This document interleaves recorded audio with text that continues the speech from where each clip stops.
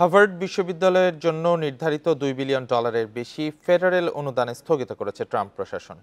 বিশ্ববিদ্যালয়টি হোয়াইট হাউসের এক তালিকা ভিত্তিক দাবিকে প্রত্যাখ্যান করার কয়েক ঘন্টা পরই এমন সিদ্ধান্ত নেওয়া হয়েছে।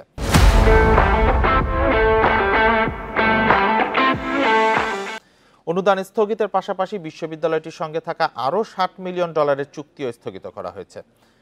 হার্ভার্ড বিশ্ববিদ্যালয় ক্যাম্পাসে ইহুদি বিদ্বেষ মোকাবেলার জন্য 10টি দাবি উল্লেখ করে গত সপ্তাহে একটি তালিকা পাঠায় হোয়াইট হাউস। হার্ভার্ড কর্তৃপক্ষ বলেছে, ট্রাম্প প্রশাসনের দাবিগুলো বিশ্ববিদ্যালয়টির একাডেমিক স্বাধীনতার জন্য হুমকি স্বরূপ। স্বাধীনতা বা সাংবিধানিক অধিকার নিয়ে সরকারের সঙ্গে আপোষ করা হবে না বলে জানিয়েছেন হার্ভার্ডের প্রেসিডেন্ট অ্যালান গার্বার। গত বছর গাজায় ইসরায়েল হামাস যুদ্ধের বিরুদ্ধে আমেরিকার বিভিন্ন বিশ্ববিদ্যালয়ে বিক্ষোভ দেখা দেয়। কিছু কিছু জায়গায় পুলিশ এবং ইসরায়েলপন্থীদের সঙ্গে বিক্ষোভকারীদের সংঘর্ষের ঘটনাও ঘটে।